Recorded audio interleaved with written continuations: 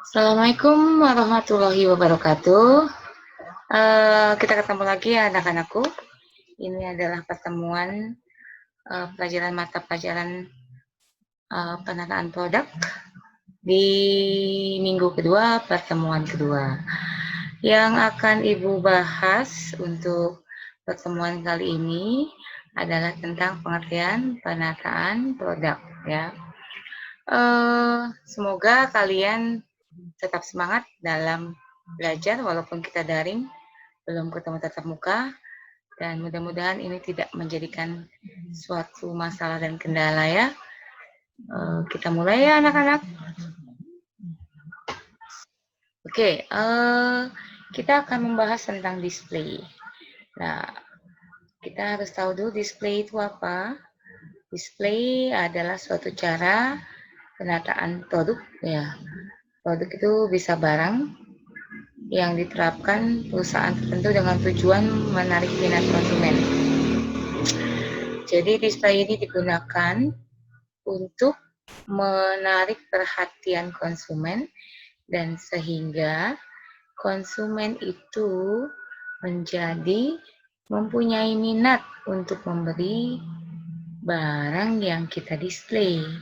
Jadi sudah pasti display itu membutuhkan teknik ya, yang nantinya sangat berguna dan mempengaruhi dalam mempengaruhi konsumen untuk membeli produk yang kita akan jual atau pasarkan. Oke, nah lebih detail lagi, ini kita lihat di PPT ini tujuannya display itu apa saja ya. Yang pertama adalah attention dan interest customer. Artinya ini tujuannya pasti untuk menarik para konsumen melakukan atau mempengaruhi ya konsumen dengan cara bisa menggunakan warna-warna mungkin yang mencolok, yang membuat perhatian dari konsumen, bisa juga dengan lampu-lampu dan lain sebagainya. Jadi intinya untuk menarik para konsumen kita bisa melakukan dari berbagai cara. Antaranya di sini yang dicontohkan yaitu mengenai memakai warna-warna dan lampu-lampu. Dan masih banyak lagi tekniknya ya.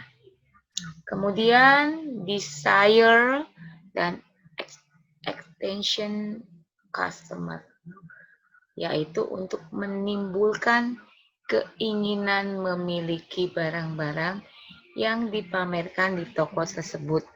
Setelah masuk ke toko, kemudian melakukan pembelian.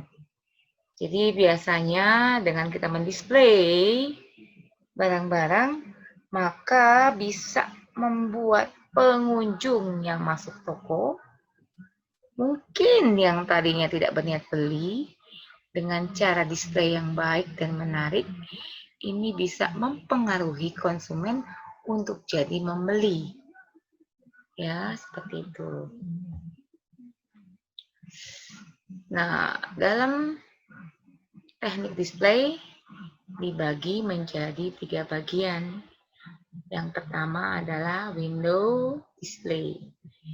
Jadi caranya kita memajangkan barang-barang, gambar-gambar kartu harga, simbol-simbol dan sebagainya di bagian depan toko yang disebut etalase.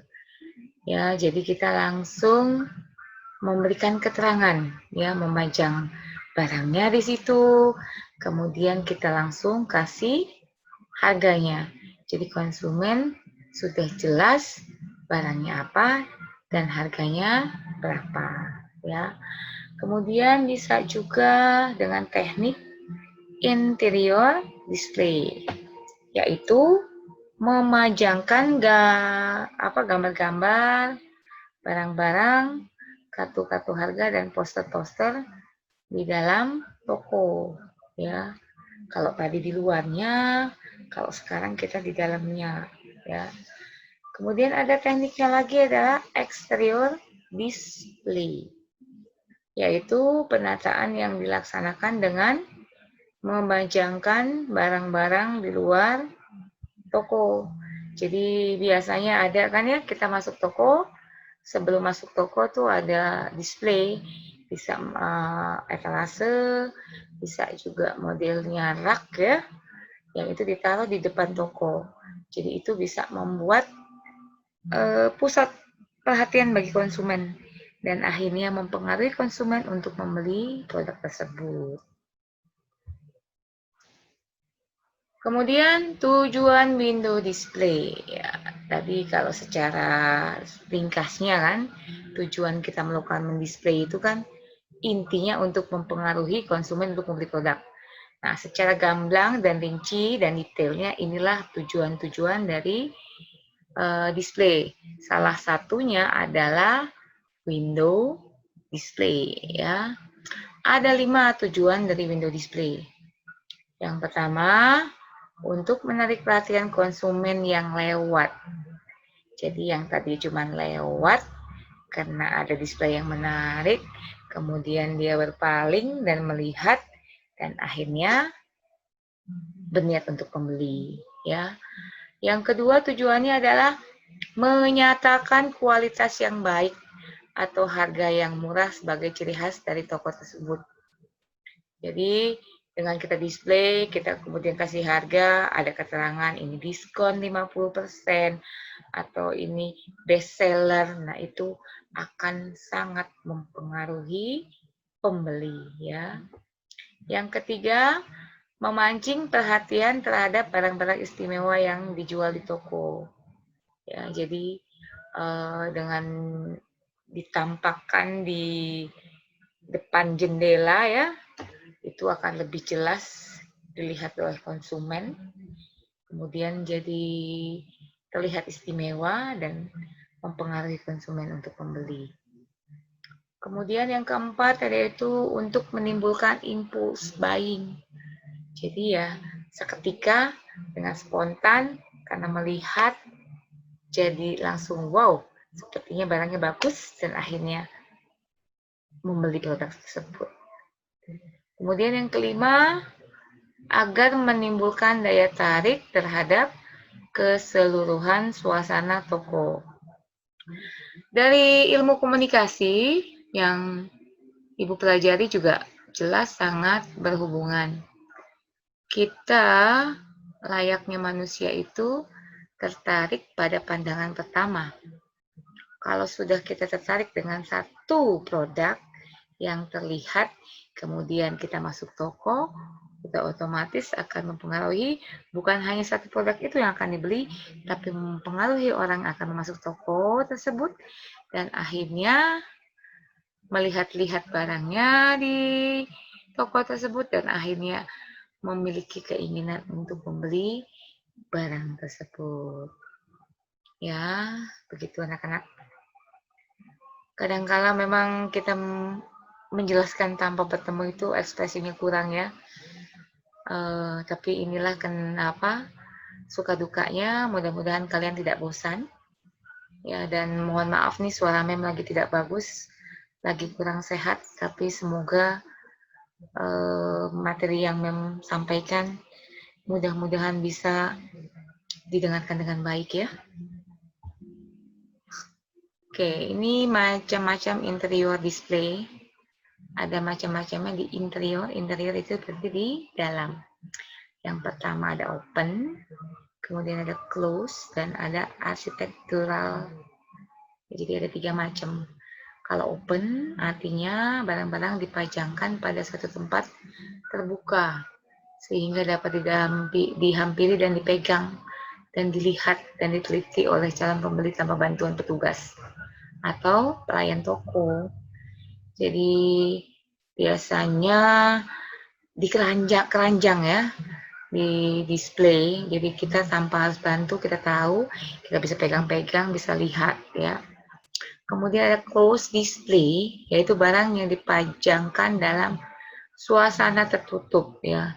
Kalau dikasih contoh meme itu biasanya barang-barang kosmetik ya, suka ditaruh dalam etalase yang berkaca, atau juga rokok ya, biasanya ditaruhnya kelihatan tapi tertutup seperti itu. Kemudian ada architectural display, memperlihatkan barang-barang dalam penggunaannya. Jadi misalkan suatu barang secara penggunaannya berarti biasanya tuh patung, ada patung yang diberikan baju dan bertema, misalkan dalam di situ secara arsitektural display itu dilihat patung itu dikasih baju yang cocok, kemudian dikasih tas aksesoris ya. Nah ini artinya dengan interior display seperti ini, dengan kita melihat satu patung yang diberikan kelengkapan yang mungkin tadinya juga hanya membeli baju, kemudian melihat tasnya juga cocok nih serasi, kemudian sepatunya cocok, bisa jadi pembeli itu membelinya semua karena melihat penggunaannya itu sudah cocok dan serasi. Contohnya seperti itu ya. Kemudian kita akan bahas mengenai fungsi eksterior display. Ya, fungsinya apa saja sih? Ada 5 fungsinya. Yang pertama adalah memperkenalkan suatu produk secara cepat, ya, cepat, tepat, dan ekonomis, ya. Kemudian juga dengan menggunakan exterior display, membantu para produsen menyalurkan barang-barangnya dengan cepat dan ekonomis.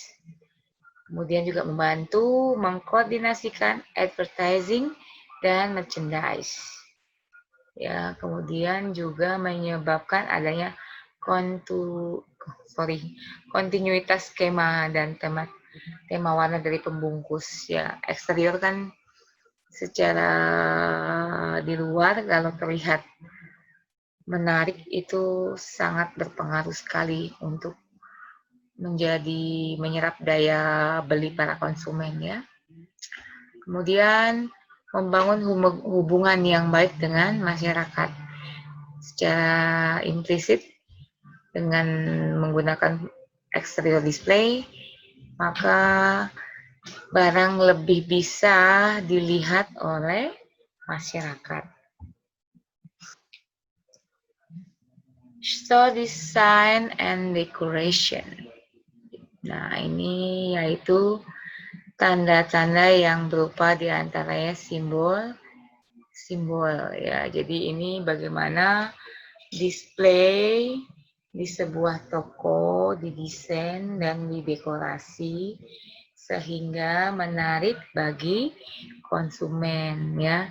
Nah, ini bisa menggunakan simbol-simbol, lambang-lambang, poster-poster, gambar-gambar, bendera-bendera, dan semboyan-semboyan. Tanda-tanda ini diletakkan di atas meja atau digantung di dalam toko. Store design tersebut digunakan untuk membimbing calon pembeli ke arah barang dagangan dan memberi keterangan kepada mereka tentang penggunaan barang-barang tersebut. Nah, biasanya ini untuk barang-barang yang tidak ada di depan ya. Nah, barangnya mungkin ada di bagian belakang, tapi untuk membantu menarik konsumen maka contohnya kita membuat poster di depan, kemudian itu juga mengarahkan konsumen untuk membeli. Walaupun barangnya belum terlihat di depan, tapi dengan bantuan store design dan decoration, itu bisa mempengaruhi dan membuat konsumen mendatangi produknya.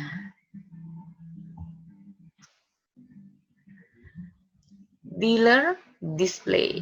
Nah, ini dealer display. Ini biasanya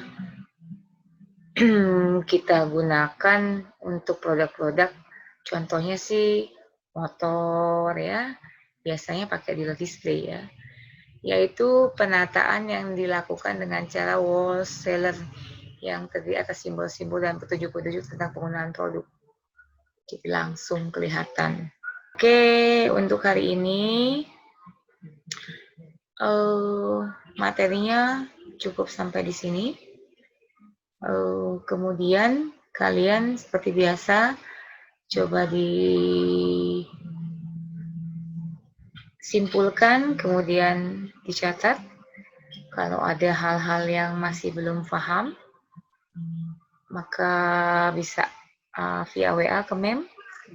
Dan kalau nanti ada yang mau bertanya juga boleh Mem.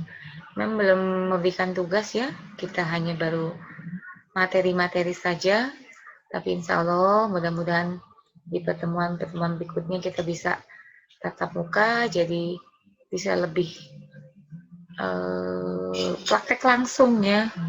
Kadang kalau untuk produktif untuk untuk hanya materi itu agak berat karena biasanya kita gunakan lebih banyak ke arah praktek. Tapi mudah-mudahan kalian tetap semangat, tetap berpikir positif bahwa insya Allah pembelajaran kita akan menuju ke tatap muka.